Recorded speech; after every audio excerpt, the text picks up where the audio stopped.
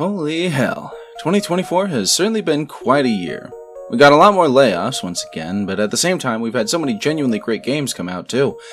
Personally, I consider this to be a year of the survival game, as while that genre is incredibly hit or miss, with a lot more misses for me, we've gotten some truly peak titles in the genre with stuff like Palworld, Nightingale, Enshrouded, Abiotic Factor, and many more. However, you're not here for that stuff. In fact, you're not here at all. Hey, you're finally awake. But that won't stop me from listing off some of my favorite games you probably didn't play or even hear of this year. So let's go ahead and get started with Forsaken Frontiers. The roguelike horror extraction genre has really blown up these past couple years since Lethal Company hit the scene. There have been a large number of clones and homages, and there have also been plenty that do their own thing in the genre and do it well. This year, we had a decent number of the latter type, thankfully. Figured we'd open up with probably my personal favorite, Forsaken Frontiers. You and up to 5 other survivors are tasked with clearing debt to Uncle Sam. This involves riding a train to various locations, collecting tons of loot, and hopefully escaping with your lives. This one, however, has easily the heaviest atmosphere of any that I've played, lending itself to being far creepier with an aesthetic that I'm more partial to. I also love that you can pick up as much loot as you want, which means you're spending far more time out in the field and less time running back and forth. You'll be surrounded by creepy monsters the entire time too. Sketchy's Contract. Speaking of roguelike horror extraction, we have Sketchy's Contract. This is from the same developer behind On Dark Terms, a ghost hunting game I actually featured in my video in 2023 covering ghost hunting games. This one takes maps with defined layouts and instead shuffles the placement of items. What I rather enjoy about this one is that there is a sense of progression. You can upgrade stats on your suit, such as damage, stamina, so on and so forth. It also has its own charm, with the diner being your hangout between missions, on top of being able to spacewalk. I don't really know many other games that let you do that while jamming out, honestly. Oh, and you can also equip a cat and pet it. Atomic Picnic.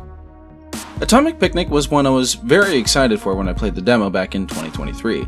Horde survival games and modes have always been peak to me, so give me a fresh one with plenty of style and I'm interested. Add 4-player co-op and I'm even more so. The anime-esque stylings of Atomic Picnic are definitely a great visual feast as you mow down hordes, grabbing upgrades and stomping bosses along the way. This game can get absolutely brutal too, as you will be having to avoid tons of projectiles and explosions from all directions.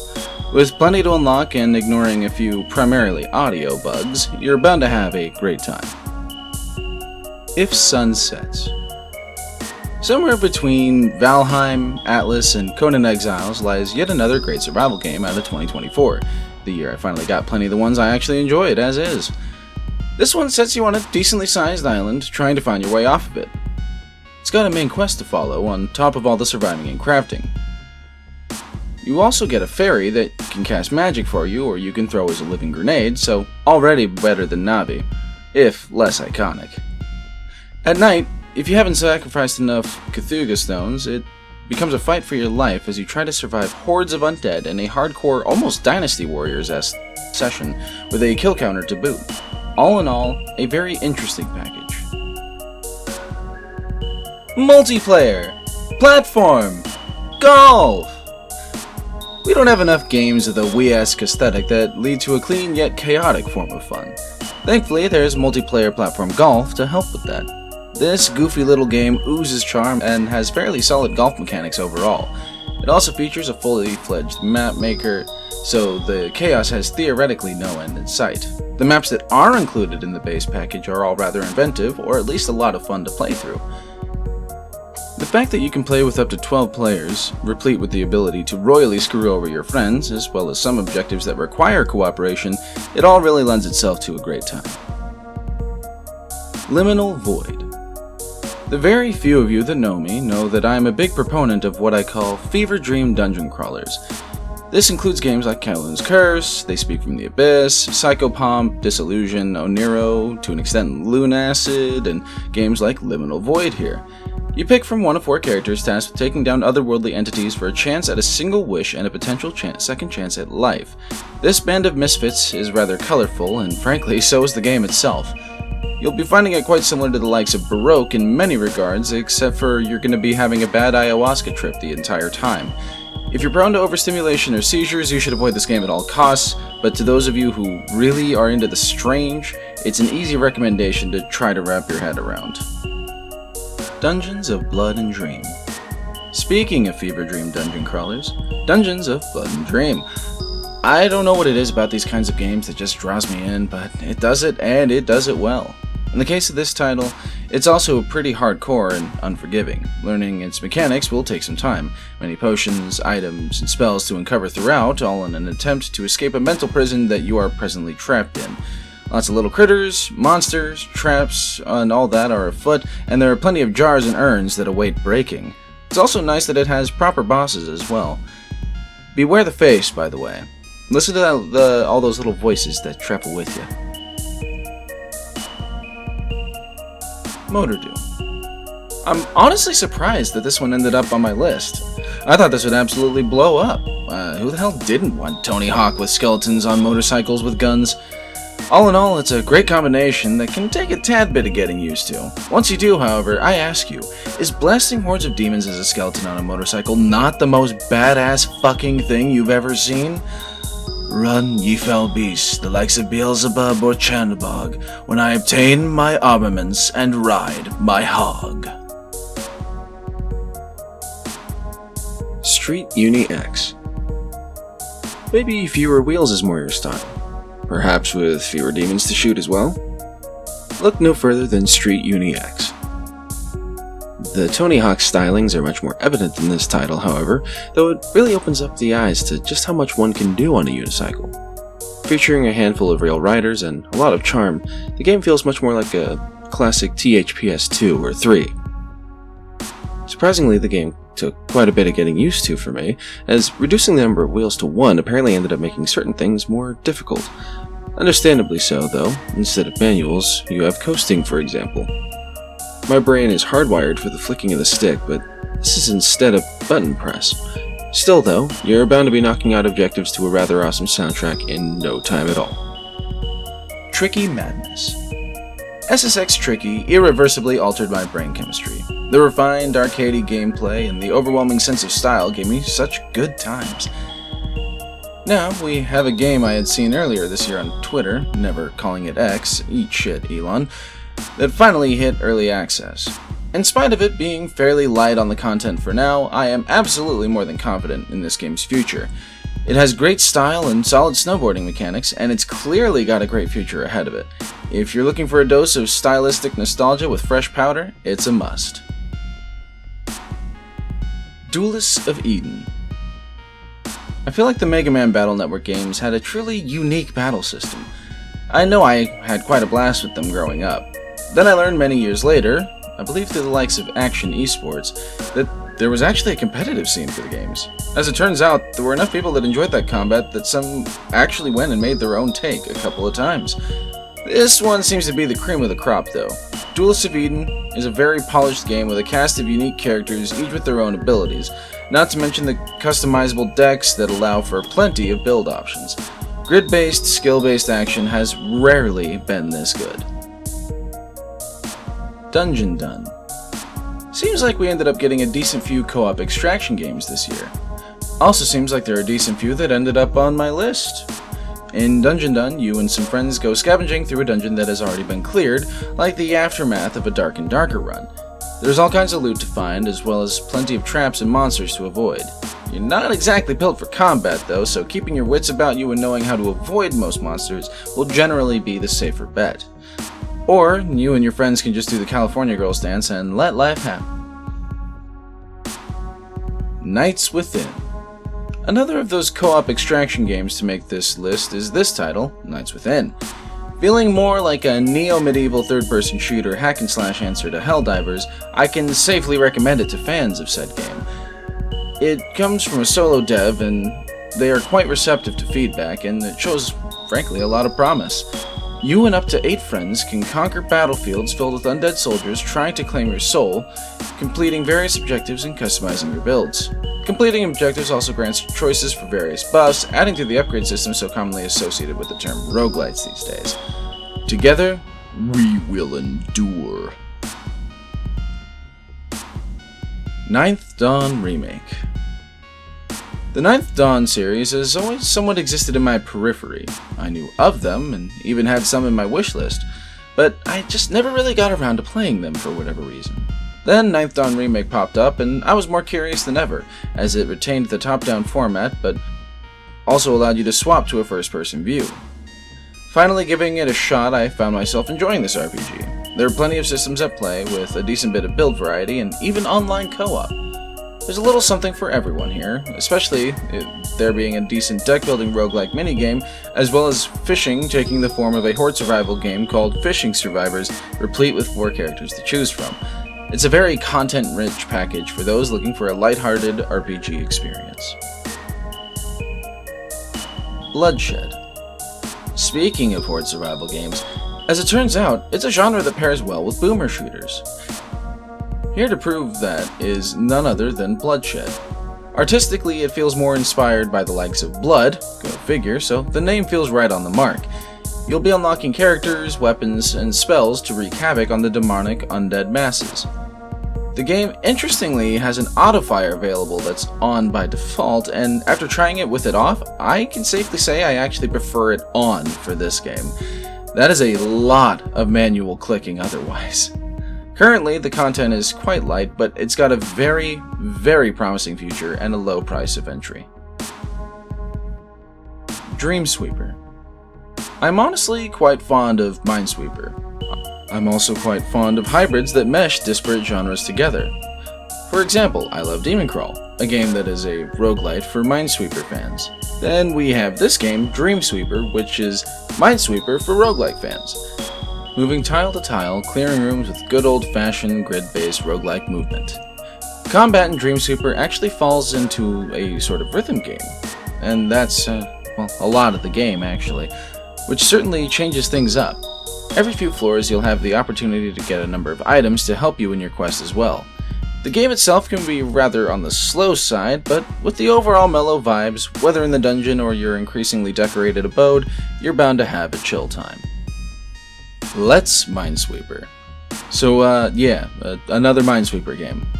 This one was just very easy to waste time in for hours on end due to the simple fact that it's Minesweeper, but with 48 million tiles and 10 million mines for you and thousands of other players, both past and current, to clear.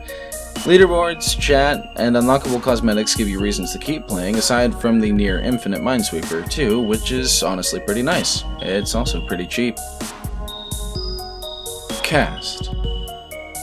C.A.S.T, or Chernozem Anomaly Strike Team if you want to get technical about it, is the last of the PvE extraction games on this list. It's got a more old-school charm to its visuals compared to its counterparts, however. In this one, you'll be completing map-specific objectives while surviving hordes of anomalies, and the difficulty scaling will help guarantee that you're going to have a hell of a time doing it. The game also allows for the customization of loadouts through various perks, weapons, and to a certain extent classes. There's quite a bit of grind, and there are quite a few modifiers that can appear at higher difficulties, and in spite of there only being 4 total maps so far, you'll find that you and 3 friends should have no problem taking mission after mission. Supernormal and Supernatural.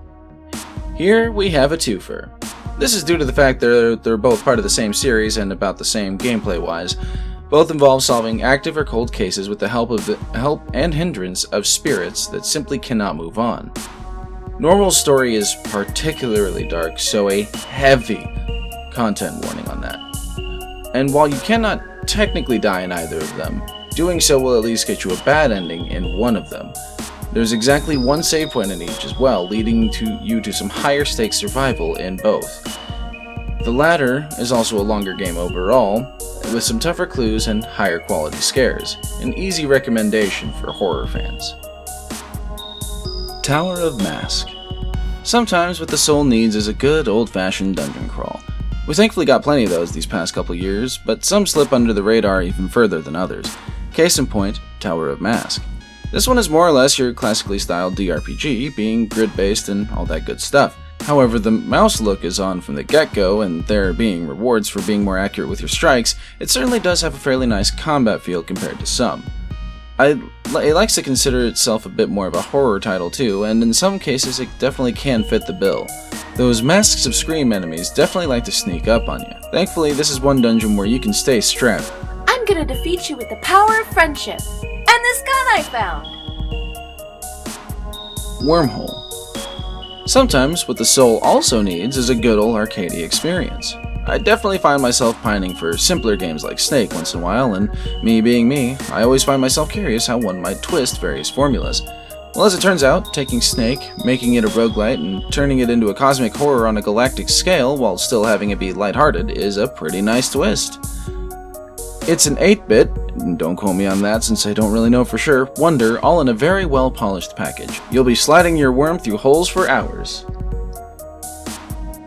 The Black Pool.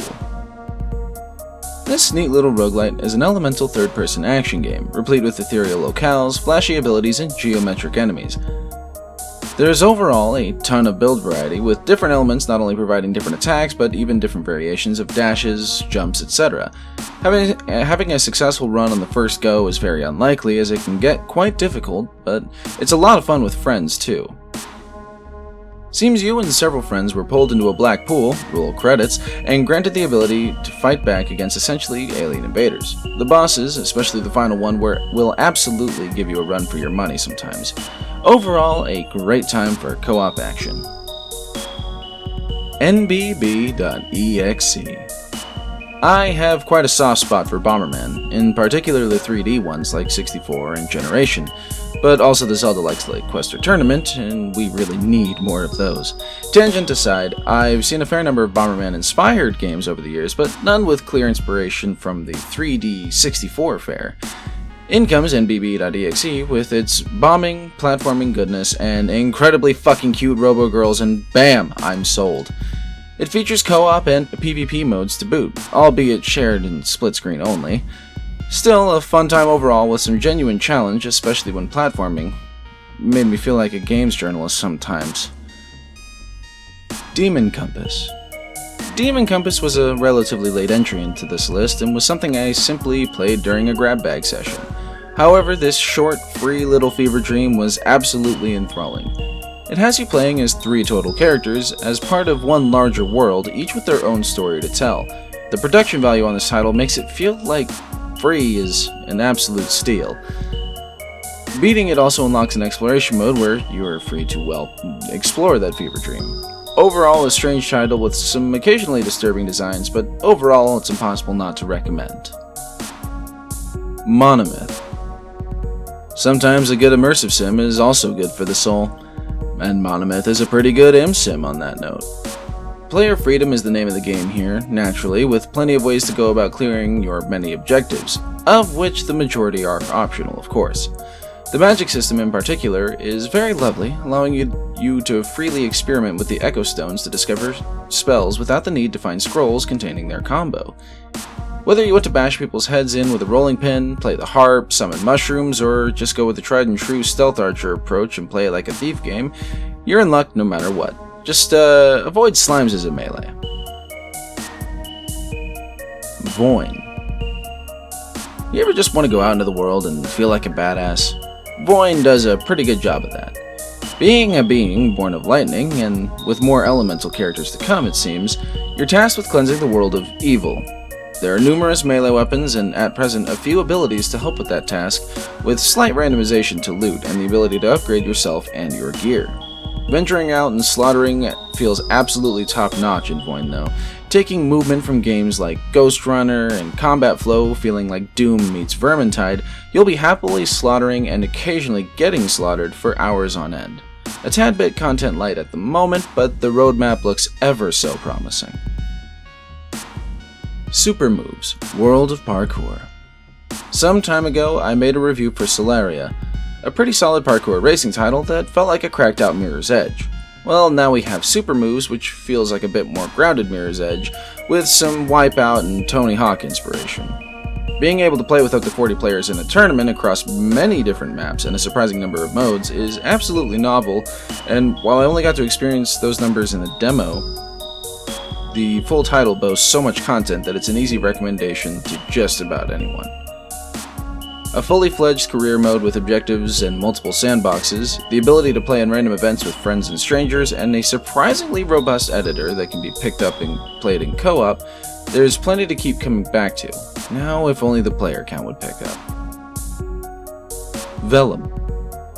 If you're a lover of games filled with wordplay based on reading and writing, then you'll be right at home with one of the last games on my list. A co-op action roguelite where you play as mystical scribes removing dastardly torn pages from storybooks, you and up to 3 friends ought to have a wonderful time in Vellum.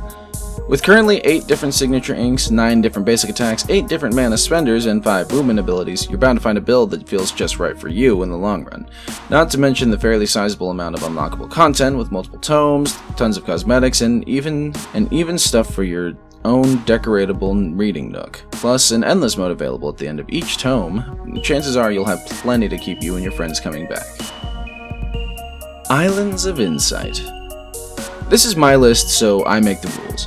Islands of Insight may be fairly over the threshold that I consider for these roundups, but it's too good of a game and still too unknown to not be on this list. A picturesque set of islands filled with 10,000 different puzzles to complete.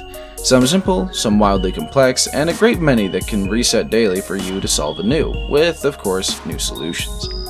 It started the year as an MMO of sorts, but since there wasn't any real purpose aside from being able to show off your character, like you couldn't even chat, there was no real sense in keeping it as such and has since become a single-player affair, with more than 20 varieties of puzzles, wildly varying difficulty, and tons of cosmetics and powers to unlock. There is more than enough to keep any puzzle game fan entertained for a great many hours. TDS, Tower Defense Strategy. While the name itself is fairly generic, this game absolutely has its own charm that vastly sets it apart from most in the genre. The charm brings a nice sense of calm as you navigate the world map, and even in the early waves in some of the stages, it does belie an incredible intensity as the waves persist, however, as this game is also one of the hardest I've played in the genre. You play as just a little guy, one of several you'll find with various methods of unlocking, each with their own attack style and towers.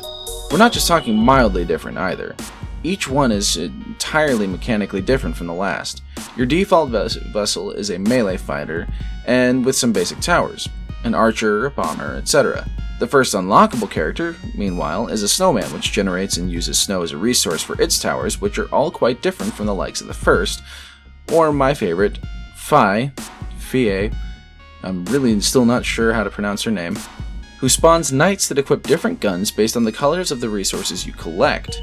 It's all rounded out with a system for buffs known as cardinals, a world that's interesting to explore, maps with a wide variety of different gimmicks, and 4-player online co-op. It is, hands down, one of the absolute best in the genre I have ever played, period. Honorable mentions. There are definitely a few games that I would have liked to include in this list to a greater extent, but my arbitrary rules dictate that they have a few too many reviews for a proper entry.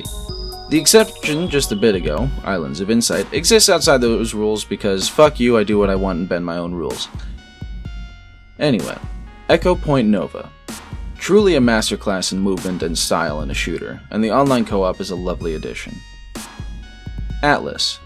A whimsical MMORPG with a lot of potential depth that I can't wait to see evolve. Also furry short stacks. Pilgrim. A very solid roguelike or extraction game, that's what I prefer to call the genre, with a sort of fantasy theme and excellent vibes. Nevergrind Online. A dungeon crawling MMORPG with randomized loot to boot. It's a solo project, and it's one of those very, very rare exceptions to my anti-AI art stance. Though, if it's big enough to be in the honorable mentions, I do hope the dev commissions a proper artist at some point, but a nice time to just crawl with some friends. Dark Hours. This one was originally in my list, however, it really blew up at one point. A co-op heisting game, robbing museums and other nifty places, surviving a myriad of monsters, and sometimes even each other.